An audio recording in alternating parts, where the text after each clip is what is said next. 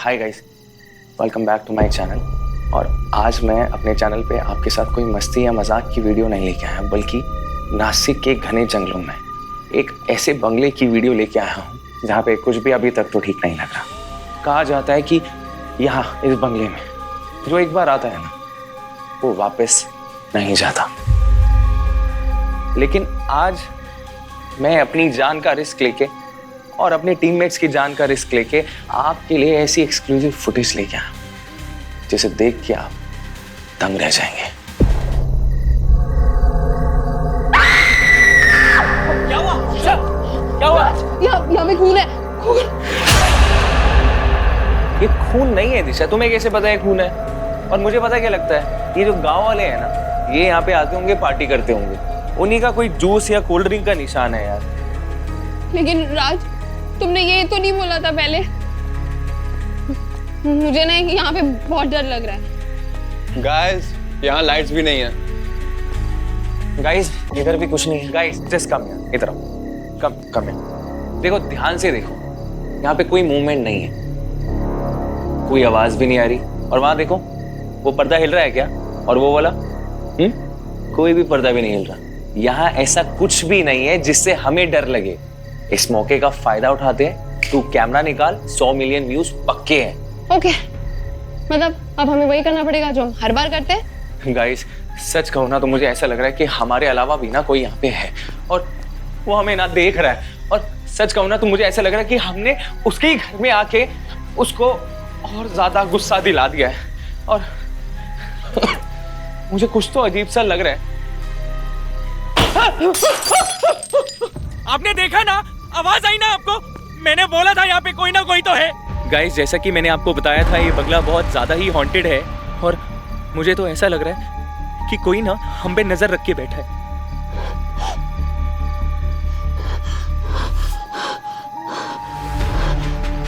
आपने देखा ना गाइस, कोई था वहां पे, आपने देखा ना? गाइस गाइस गाइस, हवा कोई तो है यहाँ पे, कोई तो है यहाँ पे। गाइस, अगर हमें कुछ भी हुआ ना, हमें कुछ भी हुआ तो आप याद रखना कि राजवीर और उसके दोस्तों ने अपनी जान पे खेलकर आपके लिए एक्सक्लूसिव फुटेज निकाली है।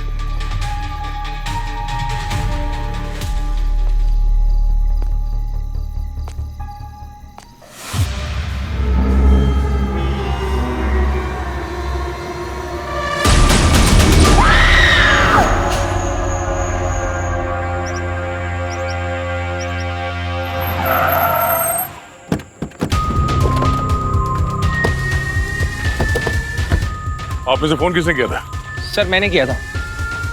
वो अंदर दीवार में है सर। दीवार में? दीवार में क्या? सर, दीवार के अंदर कुछ है सर। मैंने पहले ही बोला था कि ये बंगला हॉन्टेड है। हॉन्टेड? और आप लोग जरा क्राइम सीन से दूर ही रहिए, है ना? बड़ा आसपास ही रहिएगा।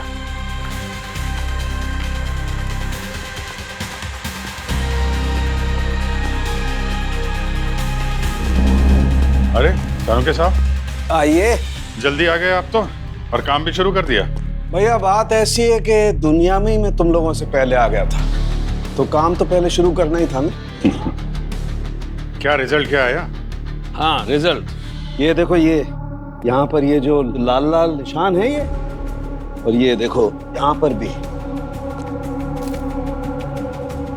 और इस पत्ते पर भी, ये सब खून है, और खून भी इंसान का है। लेकिन सर, मैंने यहाँ के लोकल रिकॉर्ड चेक किए, कोई भी डेथ रिपोर्ट नहीं है, मिसिंग रिपोर्ट नहीं है। मतलब मैं यहाँ बंगले की बात नहीं कर रहा हूँ, पूरे गांव की बात कर रहा हूँ। कोई मरा नहीं, कोई गायब नहीं हुआ, तो इतना सारा खून कहाँ से आया? और एक बात, आओ दिखाता हूँ, आओ आ जाओ। हाँ Gargi, all set? Yes sir. Good, good job, good job.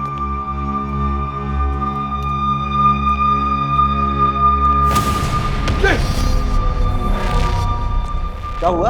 अरे नहीं, पंकज, डरो मत, होता है, ऐसा होता है। मैं भी अगर तुम्हारी जैसे कमजोर दिल का होता ना, तो मेरी भी बोलती बंद हो जाती। डरो मत, मैं हूं ना। तो वो शूटिंग वाले लड़कों ने इसी कुल्हाड़ी वाले हाथ को देखा होगा। ये पूरा घर अच्छी तरीके से सर्च करना पड़ेगा दोस्त। चेक करो।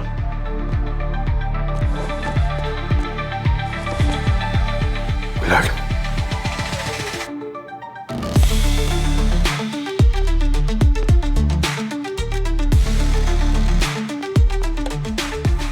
यहाँ भी विराट।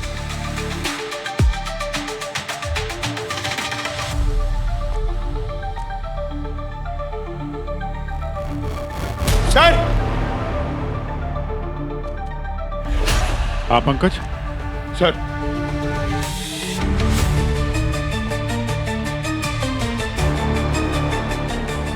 सर, ये फोटोज?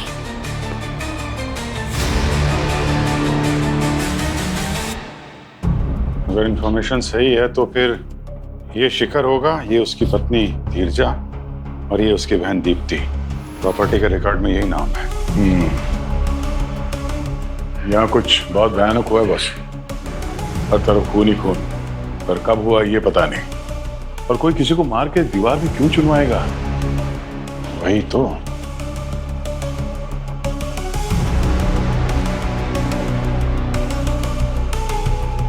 जी सोलंके साहब। हाँ, ये दीवार की पीछे वाली लाश ने कुछ बताया आपको? अरे बहुत कुछ बताया है।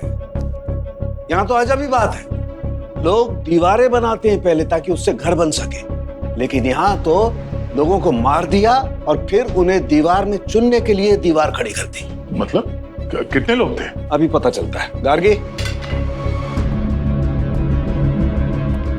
देखो पहली लाश,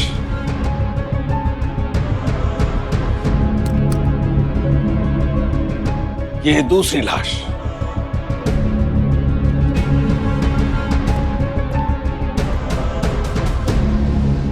तीसरी लाश,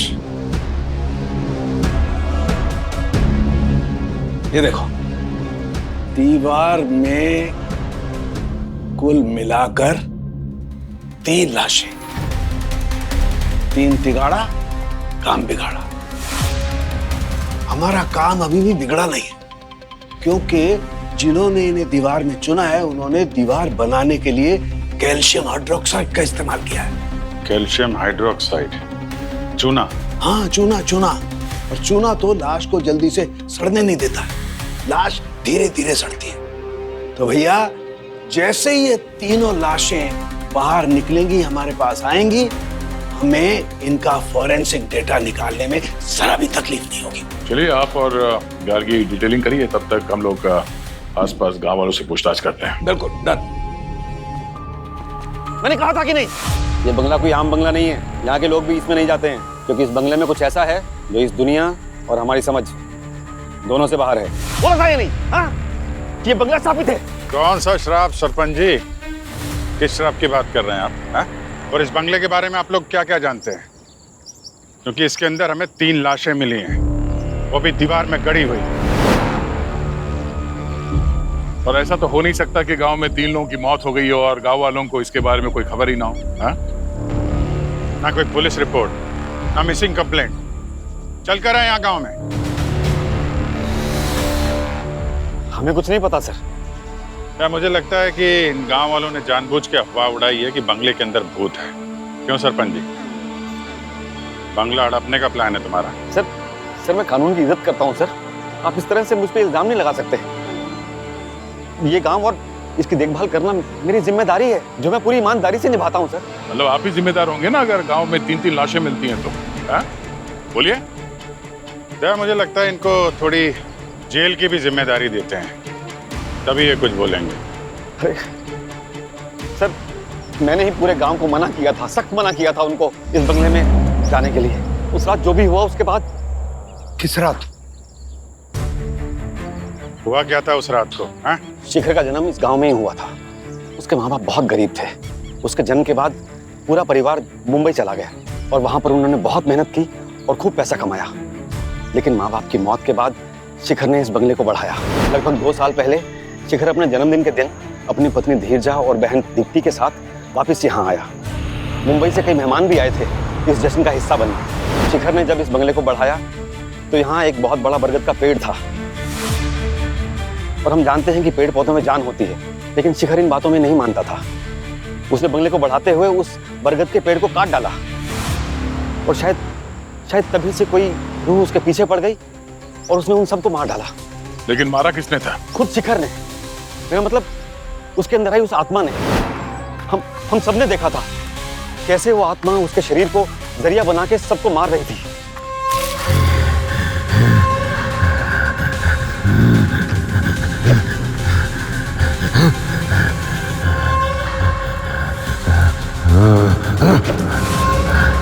हट जाओ, मैं सब उड़ते शैतानों को मार दूंगा। कैद करके रखो इन लोगों को, वरना ये सारा गांव खा जाएंगे। उसके बाद हम सब इस बंगले की तरफ दौड़ पड़े। वहां का नजारा देखकर हमारी रूह कांप गई सर, क्योंकि धीरजा और दीप्ति का वहशी तरीके से कत्ल हो चुका था। मरते हुए शिखर ने कहा था कि कैद करके रखो इन रूहों को, वरना पूरे गांव को खा जाएंगी। हाँ साहब, अगर वो आत्मा हम सबके पीछे पड़ जाती तो? इसलिए हमने शिखर की बात मानते हुए हमने तीनों लाशों को इस बंगले की दीवार में चुनवा दिया और कसम खाई कि आज के बाद कोई भी गांव वाला इस बंगले में कदम नहीं रखेगा। लेकिन सर, इन शहरी लड़कों ने उस आत्मा को फिर से जगा दिया है उस बंगले में जाकर। वो आत्मा दोबारा शिकार करने निकली साहब। ये आत्मा की कहानियां सुनाना बंद कर दो, समझे? बकवास है सब, और ये कोई श्राप नहीं है, जुर्म है ये। मालूम है कितना बड़ा अपराध किया तुम लोगों ने? 3 खून की बात पुलिस से छिपाई, ऊपर से लाश को ठिकाने लगा दिया। सरपंच जी, तुम जरा नजर के सामने रहना। एक बार ये केस सुलझ जाए फिर मिलता हूं तुमसे। कोई कहीं नहीं जाएगा।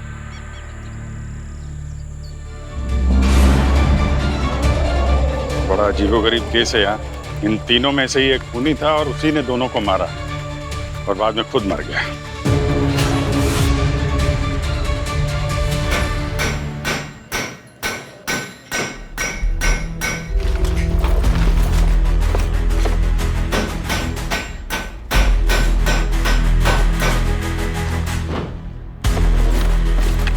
हाँ डॉक्टर साहब। अरे, एक लाश निकल आई। हाँ कुछ पता चला इस लाश के बारे में सर? हाँ, पता चला ना, काफी कुछ पता चला है। बस ये जो लाश हमने निकाली है, ये लगभग 45 से 50 साल के आदमी की लाश है। गार्गी,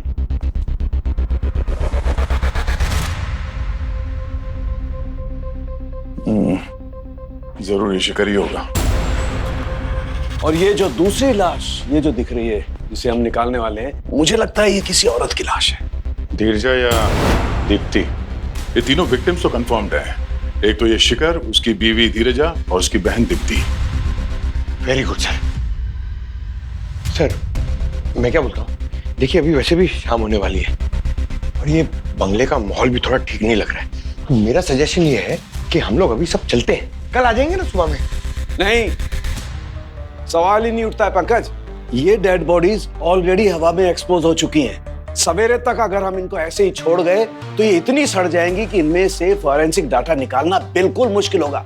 पता ही नहीं चलेगा ये हैं कौन और कैसे मरे। डॉक्टर साहब, आप दोनों के सिक्योरिटी के लिए हम हमारे बहुत ही एक होनहार ऑफिसर पंकज को यहाँ छोड़ जाते हैं। अरे मैं क्यों?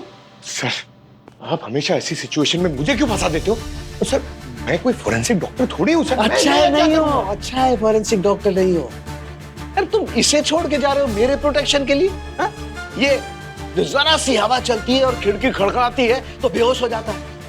नहीं भाई, मुझे नहीं चाहिए, किसी प्रोटेक्शन की जरूरत नहीं है मुझे।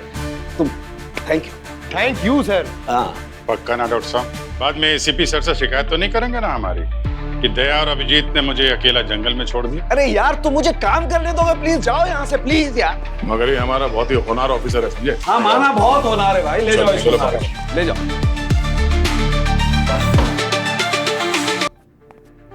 ये तीनों विक्टिम्स, दीप्ति, धीरजा और शिखर, इनके बारे में क्या पता चला? सर, शिखर की एक इन्वेस्टमेंट फर्म थी और वो ज्यादातर अपने घर से ही काम करता था। अच्छा।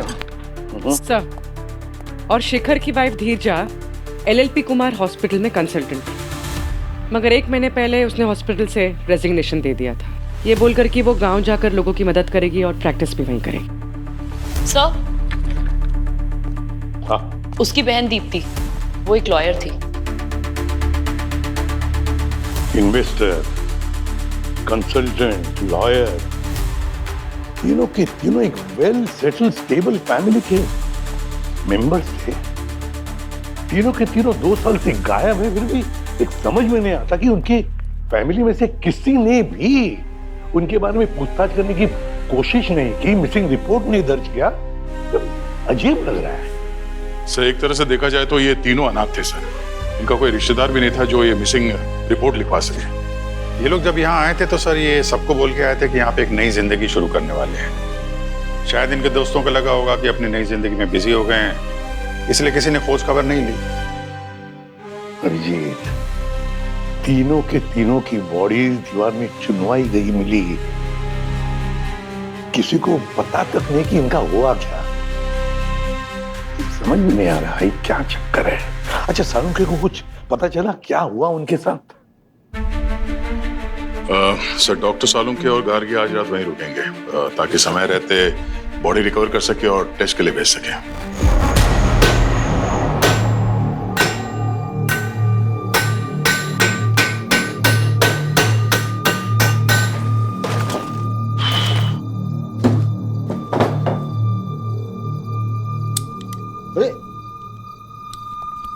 अरे ये लाइट कैसे चली गई? अरे यार इसी को भी अभी खराब होना था। गार्गी सर, इसकी बैटरी तो खराब हो गई, अब क्या करें? सर आप मेरी लाइट ले लीजिए। अरे यार तुम कैसे काम करोगे? चल चल कुछ सोचते हैं। कहीं कुछ है क्या? अरे ये काम आएगा। ये बाबा आदम के जमाने का लैंप, लेकिन अपने तो काम आ ही जाएगा।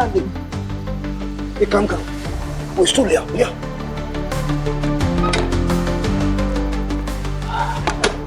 अब देखते हैं ये भाई साहब चलते हैं कि नहीं। एक काम करो, अपनी किट में ना लाइटर होगा, लाइटर ला।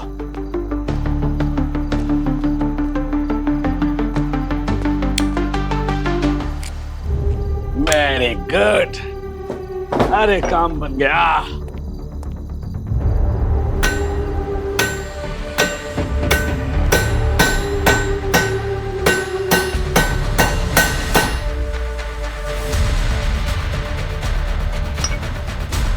क्या हो रहा है?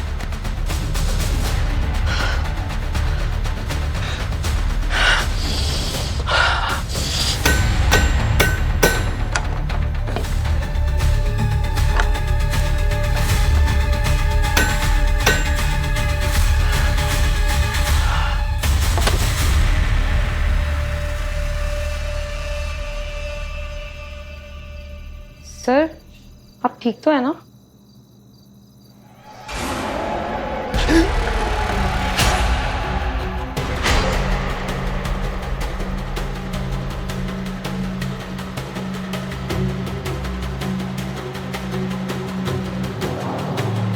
सर कुछ हो रहा है क्या आपको? पानी लाऊं क्या आपके लिए?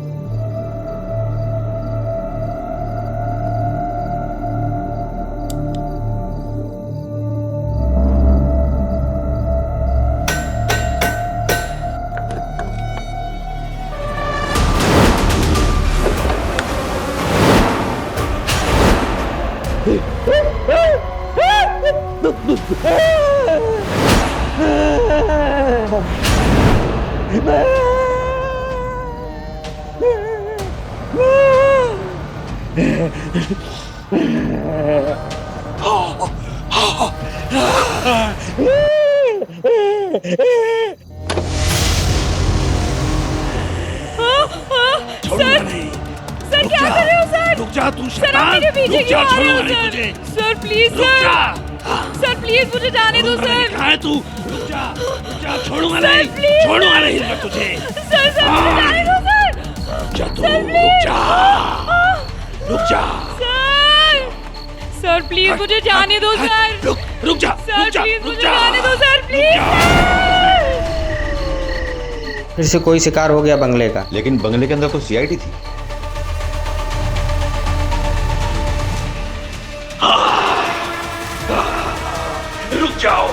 रुक जाओ नहीं तो मार डालूंगा। आजा, आओ मेरे सामने आओ, मार डालूंगा, छोड़ूंगा नहीं मैं। रुक जा, मार डालूंगा जिंदा। रुक जा, आओ मेरे सामने आओ, मार डालूंगा, छोड़ूंगा नहीं मैं। रुक जा।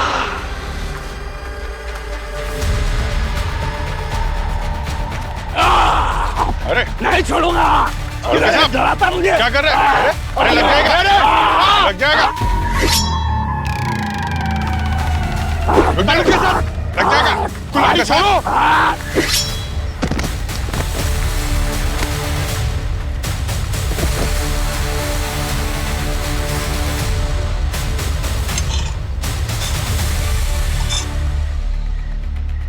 नहीं छोड़ूंगा।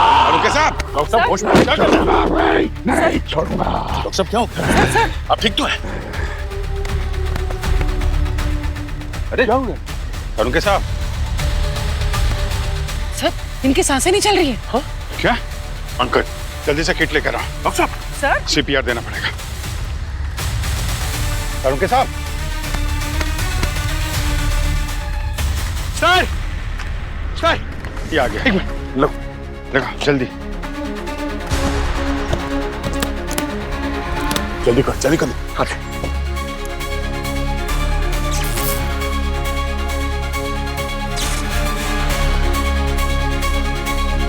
सांसें चल रही है। एम्बुलेंस बुलाओ जल्दी, इनको हॉस्पिटल लेके जाओ, एडमिट करना होगा। डॉक्टर साहब उठिए। गार्गी कहाँ है? गार्गी? वो तो डॉक्टर साहब के साथ ही थी। कहीं उसे तो कुछ। गार्गी? गार्गी?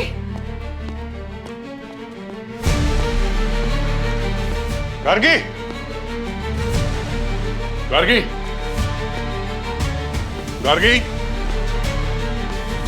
गार्गी?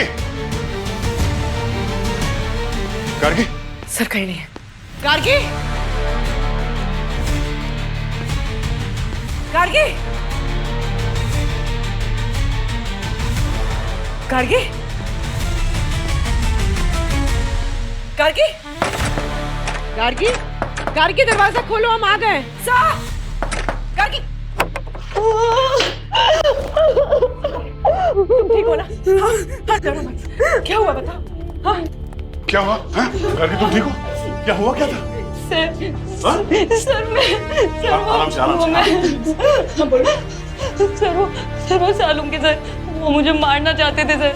वो मेरे पीछे कुल्हाड़ी लेके भाग रहे थे।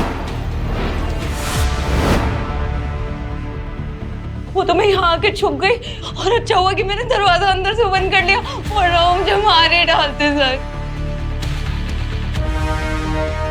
लेके जाओ। गार्गी तुम जाओ यहाँ से। चल। अच्छा है क्या ये बंगलों के अंदर? सालुंके साहब का भी दिमाग खराब हो गया। कुछ तो है यहाँ पे। माय गॉड, ये सब हुआ कैसे? कैसे हुआ, और वो भी सालुंके के साथ? सालुंके के साथ कैसे हो सकता है ये? दिस इज इम्पॉसिबल है ये। क्या समझ में नहीं आ रहा सर। कल रात वहां पे डॉक्टर सालुंके के साथ ऐसा क्या हुआ कि उनका मानसिक संतुलन ही बिगड़ गया। माय गॉड, अभी कहाँ है? सर हॉस्पिटल में ही है। डॉक्टर से बात हुई थी, स्टेबल है। कौन लेकर गया हॉस्पिटल? पंकज सर। तुम यहाँ क्या कर रहे हो? सालुंके को अकेले क्यों छोड़ा हॉस्पिटल में? जाओ अभी, ध्यान रखना उसका अच्छी तरह से। यार गड़बड़ है, कुछ न कुछ तो गड़बड़ जरूर है। सालुंके शैतान जैसे बर्ताव करने लगा।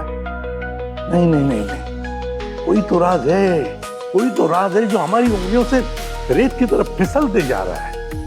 क्या है? सर एक बात और सर, ये शिखर की घर के इलेक्ट्रिसिटी का मीटर कुछ गड़बड़ है सर। ये देखिए, ये तो वायर जानबूझकर काटी हुई है, दिख रहा है खुला। सर ये सब शिखर की बर्थडे की पार्टी की रात को हुआ था ना? तो मतलब एक काम करो, शिखर की बर्थडे पार्टी में कौन कौन लोग आए थे उनकी लिस्ट बनाओ। उनमें से जरूर कोई ना कोई तो है जिसे शिखर की मौत से फायदा हुआ था। गार्गी, मैं ये बोल रहा था कि ये कौन गई? गार्गी, डॉक्टर गार्गी, ये कहाँ है? कहीं पैथोलॉजी लैब में तो नहीं है?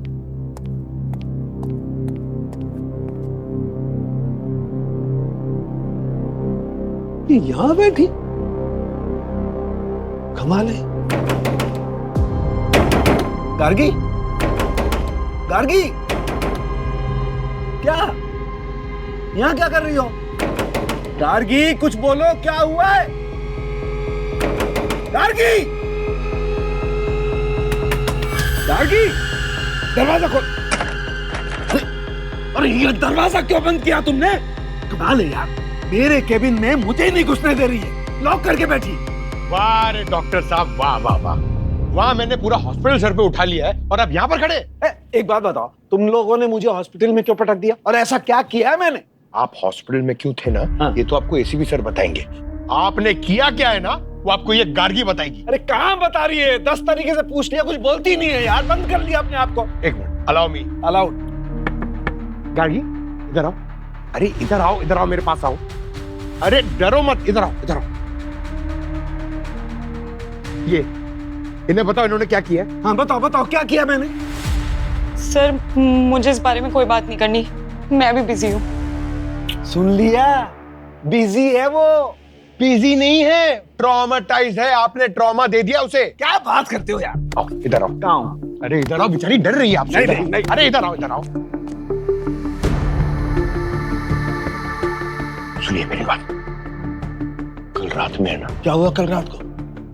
आपके ऊपर एक आत्मा का साया आ गया था। क्या बकवास कर रहे हो यार? एक साइंटिस्ट आदमी से तुम ऐसी बात कर रहे हो? आत्मा आत्मा? सर साइंस वाइंस अपनी जगह पर ठीक है, लेकिन आज तक हिस्ट्री में ऐसी कोई हॉरर पिक्चर नहीं है जो मैंने नहीं देखी है। हिंदी, इंग्लिश, फिलिपिनो सब। उसमें जब एक आत्मा इंसान के अंदर जाती है ना, तो उसकी शक्ल ऐसी हो जाती है, आप जैसी। मेरी शक्ल में ऐसा क्या? अरे यार पंकज, प्लीज यार, मुझे काम करने दो यार, मुझे शांति से काम करने दो। शांति चाहिए। अरे सर, हमें आपसे शांति चाहिए सर। आपने शांति भंग करके रख दी है सबकी। जी हाँ, सुनिए मेरी बात। हाँ, मेरा एक दोस्त है रंजीत। अच्छा सर, वो आत्माओं का विशेषज्ञ यार। विशेषज्ञ। हाँ। सर, आपको उसके पास में सर चलना पड़ेगा। नहीं नहीं नहीं, नो नो, नहीं नहीं, नो से काम नहीं चलेगा सर, आपको चलना ही पड़ेगा। नहीं, मैं क्लोरोफॉर्म निकालूं, किडनैप करूं आपको?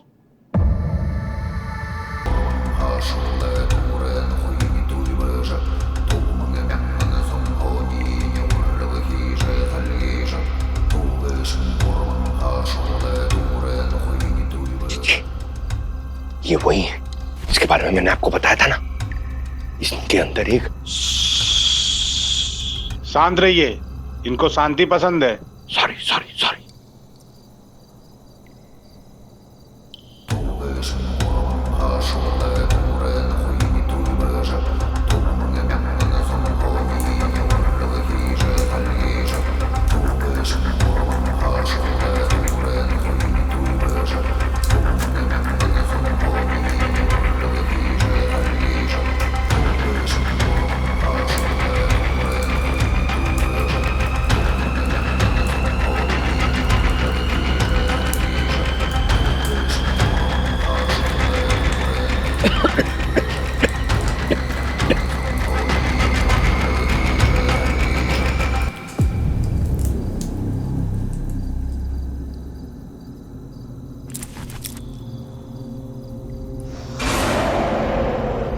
ये किधर गए? अरे कहाँ जा?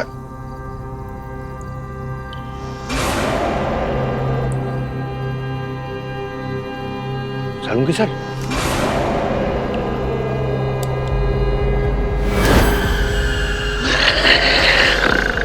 क्या हो सर, ऐसे क्यों देख रहे हो?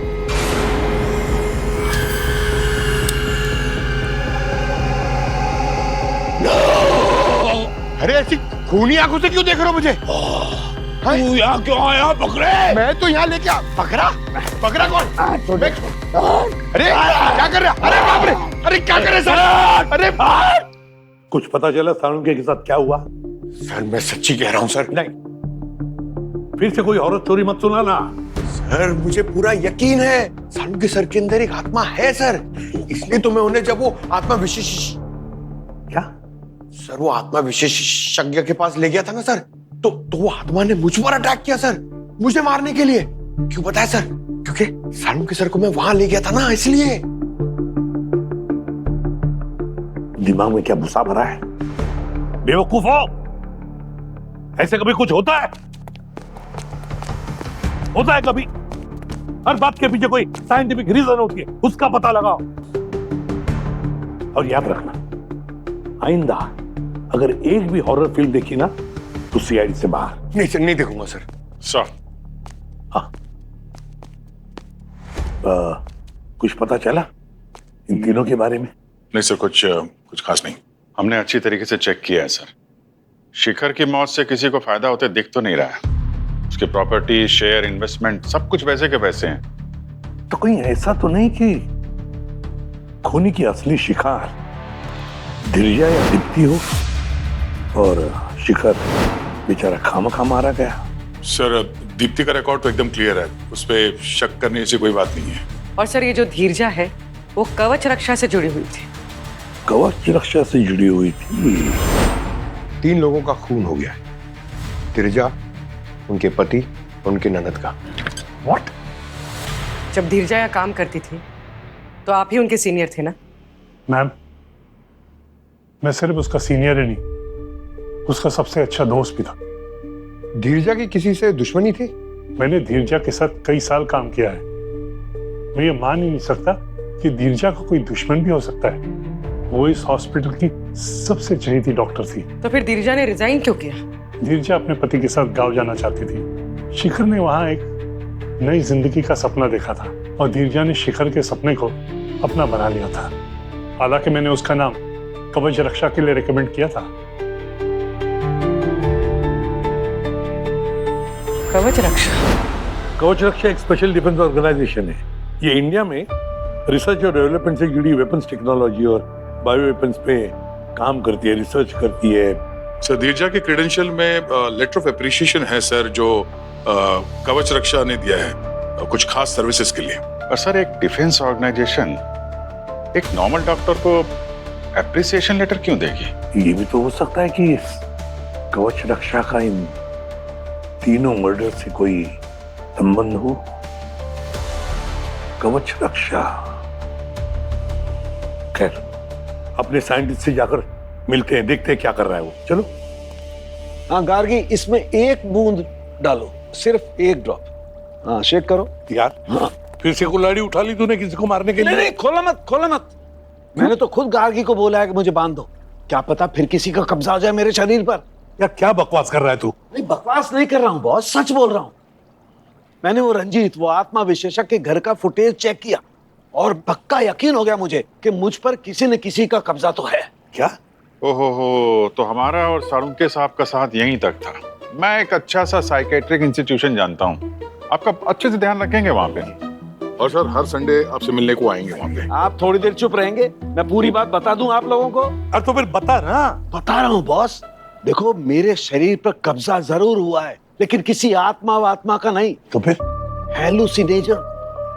हाँ, ये तो वही केमिकल ड्रग्स है ना जिसको लेने के बाद हेलुसिनेशन शुरू हो जाता है, दृष्टि भ्रम या मति भ्रम। हाँ बिल्कुल। और आपको इस हेलुसिनोजन के बारे में कैसे पता चला? बॉस, उस रंजीत के घर से आने के बाद मैंने अपना पूरा डिटेल में ब्लड टेस्ट किया, तब मुझे पता चला कि मेरे शरीर में, मेरे खून में फैंटम एक्स है। Phantom x? एक बहुत ही खतरनाक बायो वेपन।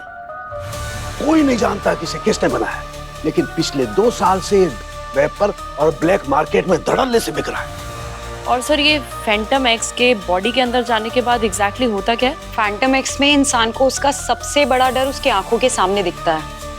और ये तो हम जानते ही हैं कि इंसान को कोई न कोई फोबिया तो होता ही है, किसी न किसी चीज से तो जरूर डरता है। और मेरे केस में एक मॉन्स्टर गोट, एक खतरनाक शैतानी बकरी।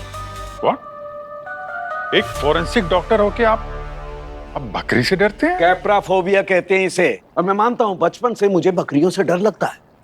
जब मैं छोटा था अपने गांव में गया था तो एक बकरी ने मुझे बहुत बुरी तरह से अपने सींगों से मारा और बस तब से मैं बकरियों से डरने लग गया। आप हंसना बंद करेंगे? नहीं सर, तो क्या इसका मतलब डॉक्टर सालुंके को ऐसे ही बांध के रखना पड़ेगा? दया, इस फैंटम एक्स का असर टेम्परेरी होता है, धीरे धीरे खून में से अपने आप निकल जाता है। तो शिखर के साथ भी यही हुआ होगा, उसका भी कोई फोबिया होगा। और जैसे ही ये फैंटम एक्स का गैस उसके शरीर के अंदर गया, उसने ये फोबिया ट्रिगर कर दिया। बस उसी जोश में उसने अपनी बीवी और बहन को शैतान समझकर मार डाला। बिल्कुल। सर एक बात समझ में नहीं आई, ये शिखर फैंटम एक्स के असर से काफी थक गया था और थकान की वजह से उसकी मौत हो गई, मगर डॉक्टर सालुंके मैं जिंदा हूं सिर्फ तुम लोगों की वजह से बॉस। सही है, अगर मुझे उस टाइम आप लोग सीपीआर नहीं देते तुरंत तो मेरी भी हालत उस शिखर की जैसी होती। कभी डांटते हैं, कभी तारीफ करते हैं। जी हाँ, ऐसा काम करेंगे वैसे आपको रिएक्शन मिलेंगे। करिए करिए करिए। अच्छा, अब आगे बताएगा क्या करना है? आगे ये है बॉस कि मैं अब हर उस चीज को छू करके सूंघ करके ये जानने की कोशिश करता हूँ कि उस रंजीत के घर पे मुझे किस चीज ने ट्रिगर किया वो फैंटम एक्स। करना? हाँ वही कर रहा हूं मैं। चलो जाओ।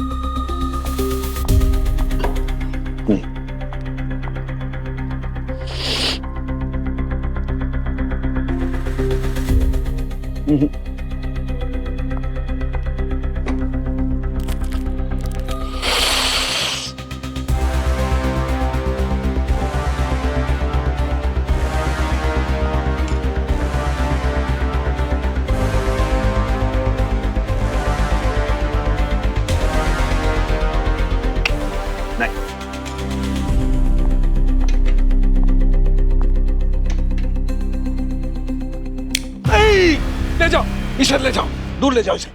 इसे रख दो गार्गी, इसे तुरंत रख दो। बस इस लैंप से वो फैंटम एक्स ट्रिगर हुआ है। अब मुझे खोल दो, खोल दो, खोल दो, मुझे खोल दो। Thank you, thank you, thank you.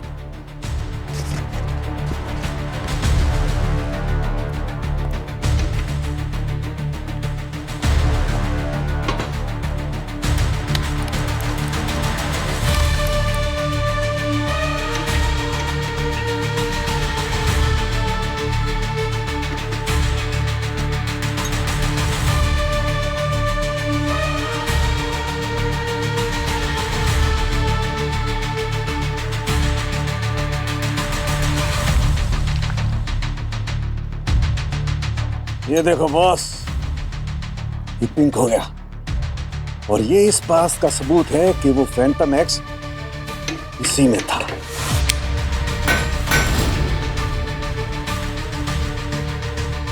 Phantom x के कुछ पार्टिकल्स मेरे नाक के अंदर जम गए और जब वो रंजीत ने धुआं छोड़ा और उस धुएं से बचने के लिए मैंने गहरी सांस ली तो वो मेरी नाक के अंदर के जमे हुए पार्टिकल्स मेरे शरीर के अंदर चले गए और वो ट्रिगर हो गए और मुझे दूसरा अटैक आ गया। सर पार्टी वाली रात को शिखर के घर की लाइट जानबूझ के काटी गई थी ताकि वो मजबूर हो जाए इस लैंप को जलाने के लिए। जैसे ही शिखर ने ये लैंप जलाया, उसमें से फैंटम एक्स के गैस निकले और उसके शरीर के अंदर चले गए और हेलुसिनेशन शुरू हो गए। तो पार्टी वाली रात को किसी न किसी ने ये गिफ्ट किया होगा उसको।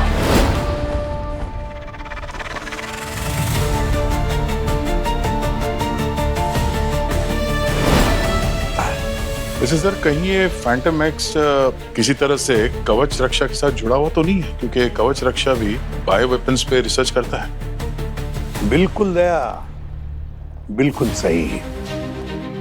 अब समझ में आया कि इस खूनी तक पहुंचे कैसे। या शिखर के परिवार वाले मुंबई से, तो जाहिर है कि वो गेस्ट सारे जो है वो भी मुंबई से ही होंगे और फिर नासिक जाने के लिए यही एक रूट है, वही रूट लिया होगा। उस पर टोल बूथ है तो टोल भी वहीं पे दिया होगा। सर 2 साल पहले टोल बूथ का रिकॉर्ड तो डिलीट कर दिया गया है। अरे यार, पर सभी गाड़ियों के फास्टैग का रिकॉर्ड का डेटा मिल गया है। फैंटास्टिक। और हमारे पास कवच रक्षा में आने जाने वाली गाड़ियों की भी लिस्ट है। ये दोनों लिस्ट मैच करके देखते हैं इनमें से कोई कॉमन गाड़ी या गाड़ियां निकली तो समझ लो हमारा काम हो गया।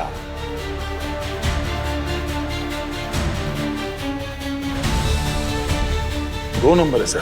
हाँ सर, ये पहला नंबर तो ये गिरजा की गाड़ी का नंबर ही है, पर वो तो खुद विक्टिम थी और वो वहां काम भी करती थी। ये दूसरा नंबर किसका है? तो ये जो दूसरा गाड़ी वाला है वही हमारा मुजरिम है।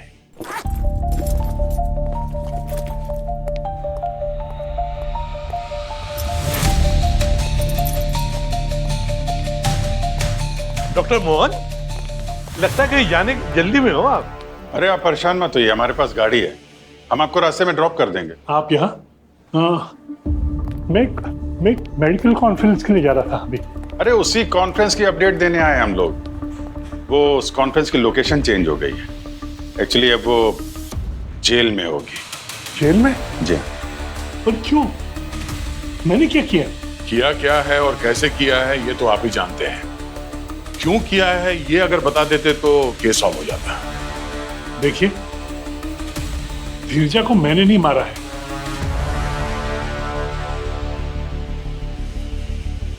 मगर मैं ये बता सकता हूं किसने किया होगा। रिजाइन करने से एक हफ्ता पहले बहुत चुप चुप कर एक अनजान इंसान से बात करती थी।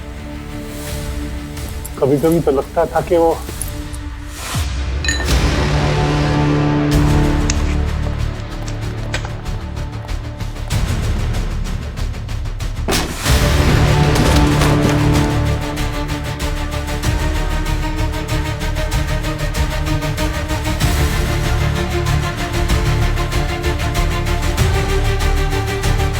आए। डॉक्टर साहब, आपने तो कहानी आधे में ही छोड़ दी।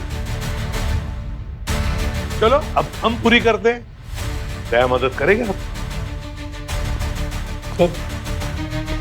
Sir please sir. हाँ, मैंने उस लैब पे फैंटम एक्स मिलाया था ताकि तीनों मर जाए। गिरजा मेरी बहुत पुरानी दोस्त थी। हमने सालों तक साथ में काम किया था, यहां तक कि उसका कवच रक्षा में होना मेरा रिकमेंडेशन लेटर पे था।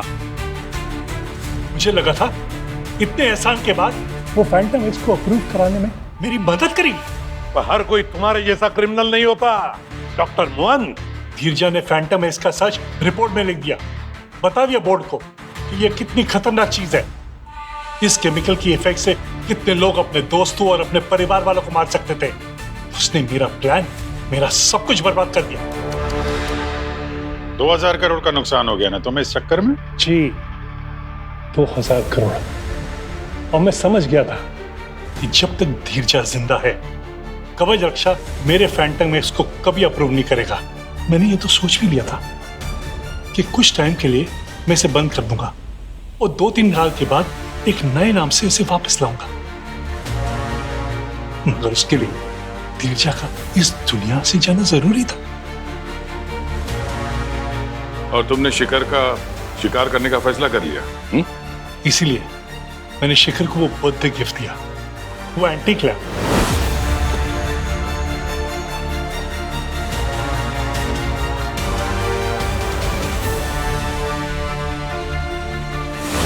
और उसके बाद मैंने घर की बिजली काट दी ताकि रात को घर में जब उनको रोशनी की जरूरत पड़े तो वो उस लैम्प को यूज कर।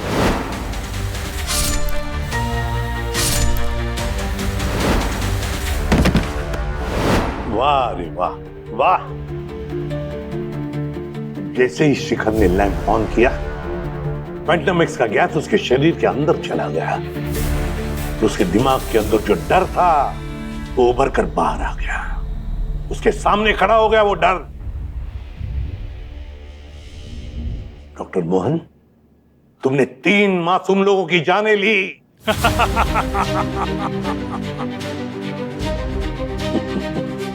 हंस रहे हो? तुम्हें पता है इंसान का सबसे बड़ा डर क्या होता है? मौत होता है, मौत। अब मौत तुम्हारे सामने खड़ी है, फांसी होगी तुम्हें, फांसी। ले जाओ इसे।